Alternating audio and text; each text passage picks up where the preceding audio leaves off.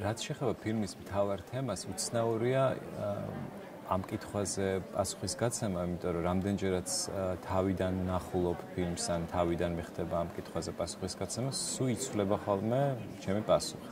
ერთ-ერთი ესეთი მოკლე მონახაზი, რომელიც ძალიან მომწონს ამ მომენტისათვის, ანუ დღეისათვის არის როგორ შეიძლება აირიოს საზღვარი წარმოსახვასა და რეალობას შორის ისე ძალიან, რომ გარკვევა იყოს უკვე შეუძლებელი რა მოხდა სინამდვილეში და რა არის წარმოსახვითი სამყაროს ნაწილი.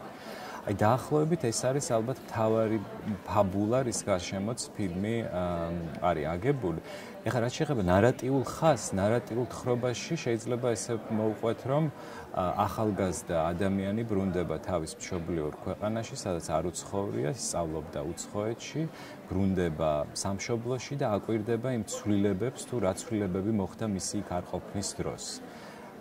და ეს ცვლილებები, უბრალოდ ეს დაკვირვება, მისი ხედვა გარემოსი არის ცოტა უცნაური, უბრალოდ ის არის უცნაური, რასაც გმირი აკვირდება ფილმში, ცოტათი არის რაღაცნაირი სიურრეალისტური, თუმცა სიურრეალიზმი ალბათ მაინც სხვა გაგებაა და ხშირად არასწორად ხმარობთ ხოლმე ამ ტერმინს, მაგრამ აი ახლა უკვე ბერლინის პრესაში გამოჩნდა ეს შეფასება, რომ სიურრეალისტური კინემატოგრაფიული ელემენტებით მუშაობს ფილმი, რაც შემთთვის მისაღებია და გასახარელია და მთავარი ამოცანა, შემოქმედებითი ამოცანა, რომელიც ჩვენმა გადამღებმა ჯგუფმა დაისახა, ეს იყო პირველ რიგში, ასე ვთქვათ, პირობითობის შექმნა და ამ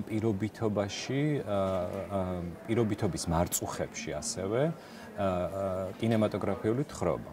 ანუ ჩვენ ვთქვით, რომ ფილმის მოქმედება ხდება ახლო მომავალში, ეს არის საქართველო, მაგრამ ეს ახლო მომავალი ძალიან გავს საბჭოთა კავშირს. ანუ აბსოლუტურად ჩიხური მდგომარეობა იმ თვალსაზრისით, იმიტომ რომ თავისთავად კითხვა ისმება, რომ რანაირად არის მომავალი თუ საბჭოთა კავშირს გავს. ანუ ეს იყო ჩვენი ცნობიერი გადაწყვეტილება, რომ ამ ხერხით შეძლებისდაგვარად მოვწყვეტოდით რეალობას. ანუ შეგვექმნა, ასე ვთქვათ, ზერეალობა ფილმში და იქნებ აი ამ ხერხით უფრო მეტად დავახლოვებოდით სინამდვილეს და რეალობას და გვესაუბრა არ ვიცი, ალბათ მაინც დღევანდელობაზე, იმიტომ რომ ჩვენი გამოცდილება თუ პირადად ჩემი გამოცდილება, გარდა მეხსიერებისა, რომელიც მე გამაჩნია, აწმყო დროში ვითარდება და მე ასევე დარწმუნებული ვარ, რომ კინემატოგრაფისტებმა უნდა ისაუბრონ, იმუშაონ თავიანთვის ახლო მასალაზე, ანუ ის მასალა, რომლითაც ჩვენ მუშაობთ, ასე ვთქვათ, თემატურად, ეს ის ფიქრები უნდა იყოს, რომელიც ჩვენ არ გვაძინებს ხოლმე საღამოობით, იმიტომ რომ პასუხს ვერ პოულობთ, იმიტომ რომ გვაწუხებს, იმიტომ რომ ფიქრობთ და რაღაცას გარკვევას ვცდილობთ და აი ეს მიდგომა, ასე ვთქვათ, აისახა ასევე კინემატოგრაფიულ ხერხებში. ჩვენ გადავწყვეტეთ, რომ გვაქვს 5 ფერი ფილმში და რეკვიზიტი, კოსტიუმი, დეკორაცია, ყველაფერი მოძრაობს ამ 5 ფერის გამაში. ანუ სულ შეზღუდვები გავიკეთეთ ცნობიერად, ასე ვთქვათ, ავირჩიეთ ეს შეზღუდვები, მაგრამ ამ შეზღუდვებმა გააჩინა, ასე ვთქვათ, უკვე მხატვრული გადაწყვეტა. მაგალითად, ეხლა ერთ-ერთი რაც შეიძლება საინტერესო იყოს და ჩვენთვის ძალიან მნიშვნელოვანი გამოცდილება იყო ეს იმ მხრივ, რომ თანხა არ ყოფნიდა მხატვრობის სამხატვრო დეპარტამენტის ბიუჯეტი ძალიან მოკლე, ძალიან მცირე იყო.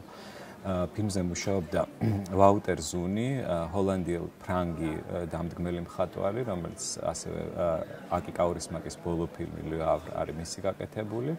და როდესაც ჩვენ ერთად დავსხედით და უკვე თანხების გადანაწილებაზე დავიწყეთ საუბარი, პირდაპირ მეთქვა, რომ შეუძლებელია ამ თანხით ჩვენ შევქმნათ აი ეს პირობითობა, საბჭოთა კავშირის მსგავსი დეკორაციები და აქაც გაჩნდა ესეთი რადიკალური გადაწყვეტილება, რომ რა გვჭირდება, რომ იმისათვის რომ მოვყვეთ ორი ადამიანი საღამოს სვამს ჩაის და საუბრობს ერთმანეთთან.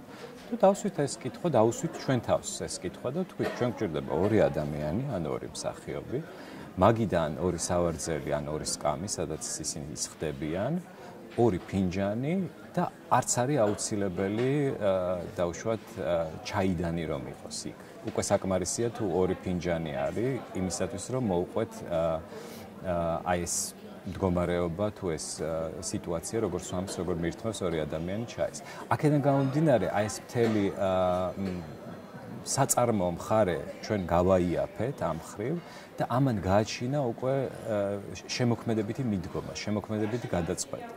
ვინაიდან აქ არის ასევე სარისკო გზა, იმიტომ რომ ესე ცლი რეკვიზიტისგან კადრს, როდესაც ესე მინიმალიზმზე დაგყავს გამოსახულება, იქ შესაძლოა სიცარიელე და ასე ვთქვათ სიღარიბე გამოჩნდეს კადრის. მაგრამ აქ უკვე ჩაერთო გოგა დევდარიანის დაიწყო გოგა დევდარიანის შემოქმედებითი ბრძოლა, ესე იგი განათებამ როგორ უნდა იმუშაოს ამ სცენაში. ანუ ცარიელი კედელი შუქრჩრილის გარეშე უფრო ნაკლებად საინტერესოა.